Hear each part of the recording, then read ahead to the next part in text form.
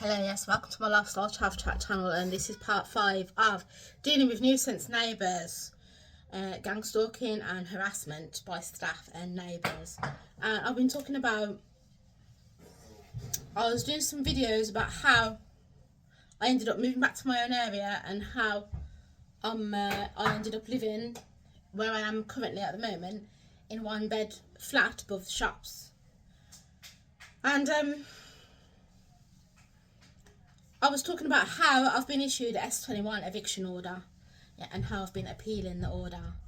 And by doing this video, I said, you know what I'm going to do is take it right back to explain how I ended up in this scenario situation in the first place. So I've been talking about how in 2014 I came back from abroad. I was living in a shelter and I got sent to live in a housing association flat in a high-rise block in Wolverhampton.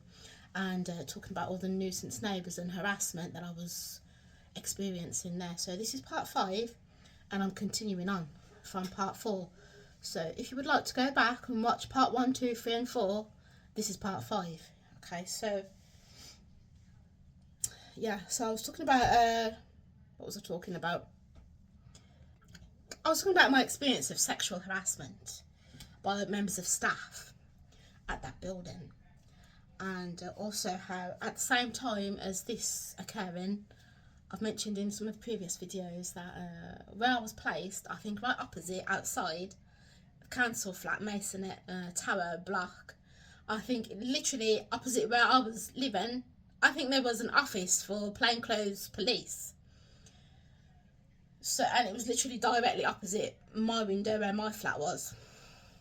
So I was just getting the feeling constantly like I was being constantly watched and constantly monitored. For what reason, I don't know, because I'm not a criminal. I wasn't doing any criminal activity, or so why I started to question why I had been placed in this particular block, because I just felt misplaced. Yeah, like they'd put me in the wrong place, and I felt as if somebody had done this on purpose. Put me there on purpose. So yeah, so another thing that I was experiencing was noise disturbance in the form of people banging. So, and you know, when you're experiencing this sort of thing, as I've said previously, usually they're very timely with you know, the way that they're doing these things. So for example, they'll start banging literally just as you getting into your bed, you know, or just when you're waking up or something like this, which, as I said, it just gives you that feeling like they're just honing in on you so much, almost like obsessively. Because how can somebody be watching you to that extent? How they're managing to watch you when you're in your own personal private space, that's another thing. But you know, this just gives you the feeling like they're just constantly watching you 24/7. You even start to question yourself, do these people, do they have their own life? Because how are they just so obsessive about me and what I'm doing and what time I'm waking up and what time I'm going to bed? Because they'll literally do things like start banging just as you're waking up. Yeah, and this is what I was experiencing when I was in that flat. So yeah, they'd be banging. Sometimes I'm sleeping and my face is next to the wall, I'm sleeping, and literally as soon as I open my eyes, somebody would bang the wall on the other side of the wall, right in the direction like where my eyes were, where my face was. They would bang the wall, literally as I just woke up. And this is one thing that really creeped me out, because I just, as I said, I was thinking, I don't understand, if there's CCTV footage, if there's cameras in the flat, that's one thing. But I couldn't get to grips with the fact. It really creeped me out. I was thinking, how can a neighbour be so timely that they know exactly when I'm waking up, exactly when I'm opening my eyes, exactly my position, where I am, in my room or whatever, or in my bed or whatever. They would literally bang, like that, just one time, the wall, as soon as I open my eyes. So that was one thing, as I said, it creeped me out. And like this, as well as many other goings on, I just started to become aware that obviously somebody or some people were just excessively like watching everything I was doing.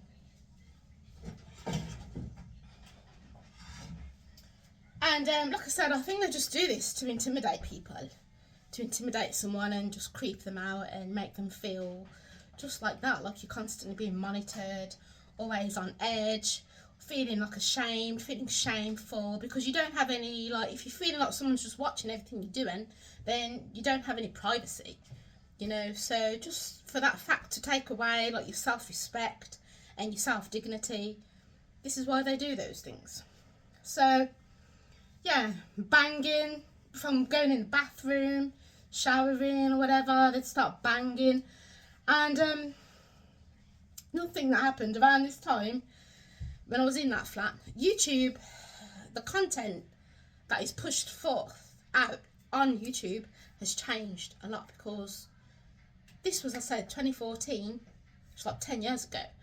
And I found that at that time, this was the time that I really started to become a frequent user of YouTube. And when I was there, I found that a lot of the content that was coming through on my feed was very informative, and it started to take the nature of conspiracy theories. So all this information would start coming up on my feed, to the point it was so sort of like, I felt as if somebody wanted to enlighten me, to make me become more aware of this sort of information, like conspiracy field type of information. And then what will happen is, because my brain's quite curious, you know, so what would happen is I'd watch one thing about, I don't know, something to do with gangstalking or alien abduction, or things to do like satanic ritual abuse. This sort of stuff started coming up on my feed a lot, and I'd end up sort of like just scrolling. Sometimes I'd be there like the whole day just watching one video after another. You know, it would start to take up my time, you know, throughout the day, because I would just get more and more intrigued with all this information that was coming through on my feed. So yeah, and a lot of it, yeah, was stuff to do with like the royals and satanic ritual abuse. Wolverhampton, it's sort of on the train, you carry on the train, you can go to Shrewsbury, Telford, and there's a train that carries on to Wales, okay?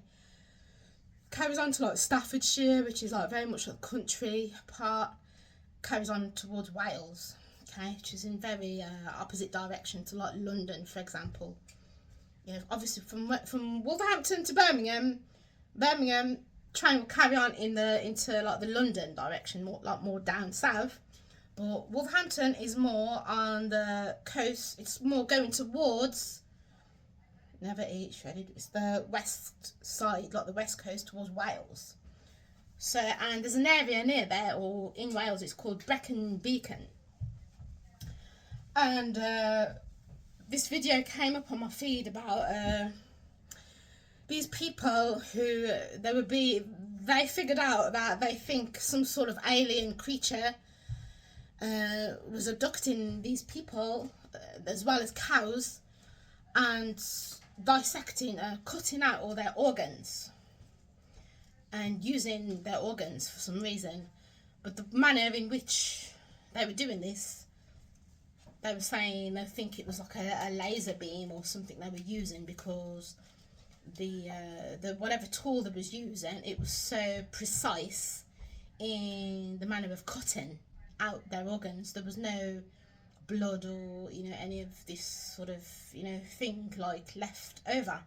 It was just very slick, you know, and precise. The way it was almost as if the organs had been sucked out from their body.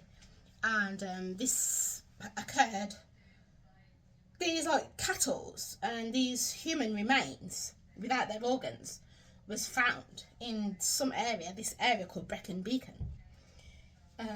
in Wales. And so yeah, this video came up on my feed, and this sort of information about particular areas of the UK where these strange, weird and wonderful activities were going on, were happening.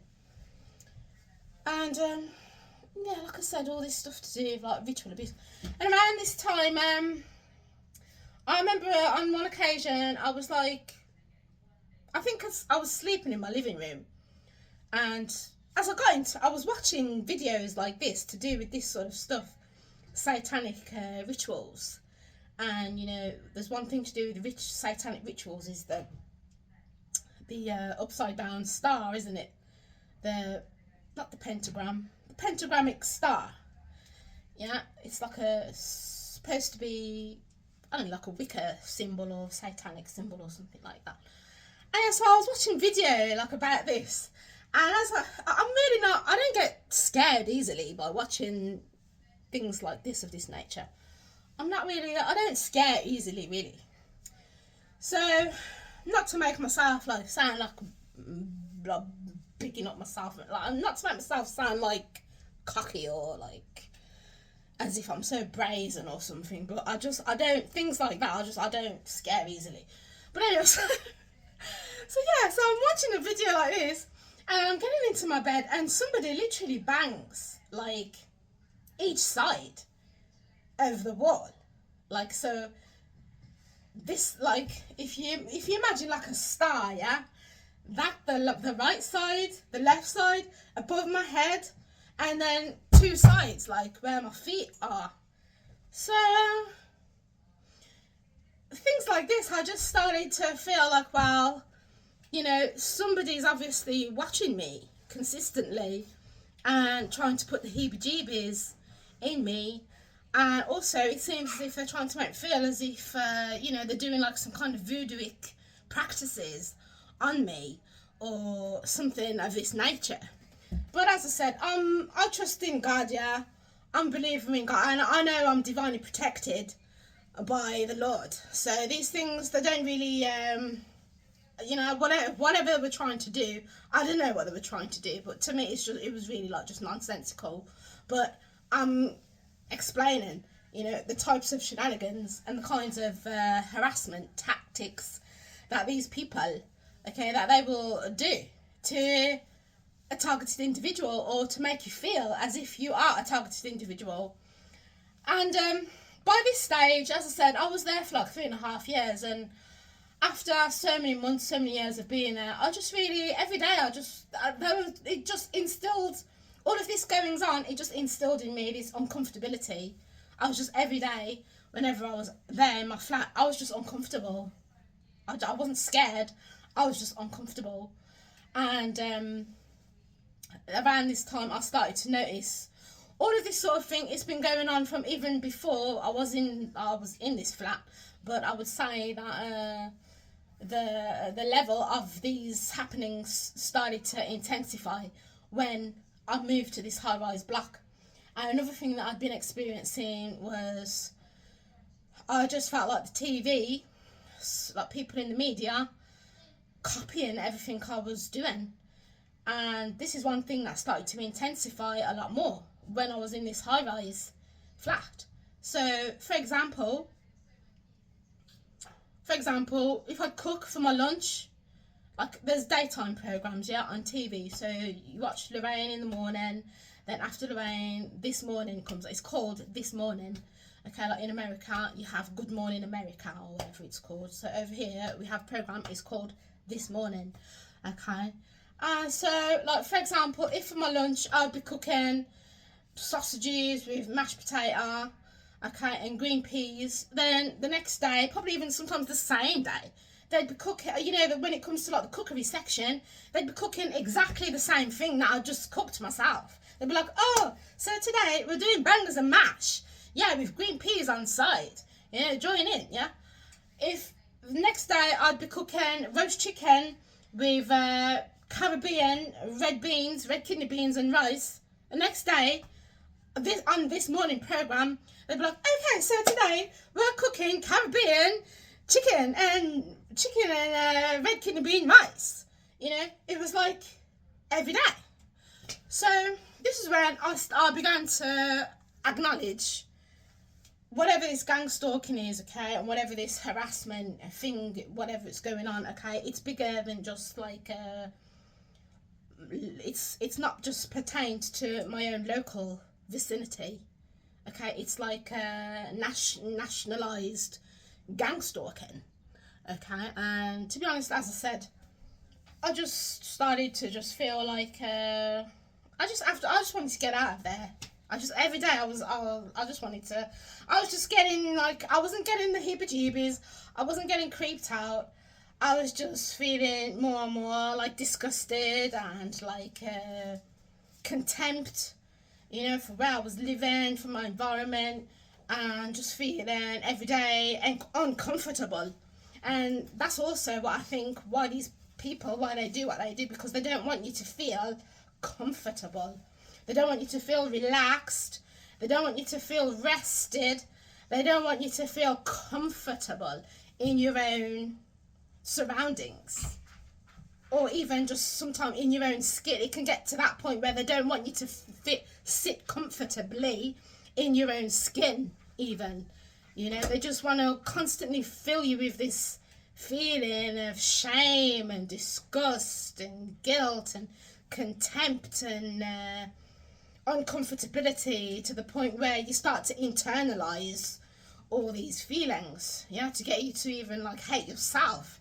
Yeah, I really think this is the point of this gang stalk. It's very demonic, okay, and they target certain people, okay, for this reason, because I just think they want these narcissistic people, okay, who target an individual and gang stalk them in this manner.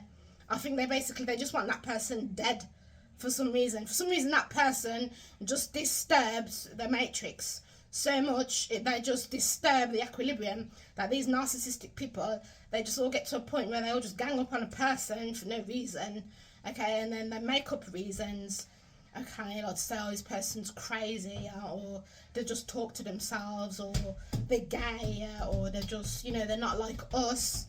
Yeah, these people, they're not like us, so let's just gang up on them, just gang stalk them, okay, and it's like they just target the person, okay, because they just want that person, they just want that person, it's not that they want that person dead, okay, it's not that they want that person gone, it's just they themselves, they can't handle this person for some reason. That person's unique personage, character, whatever else, it just disturbs these other people. They're just getting disturbed. You disturbed me. Yeah, for some reason, okay?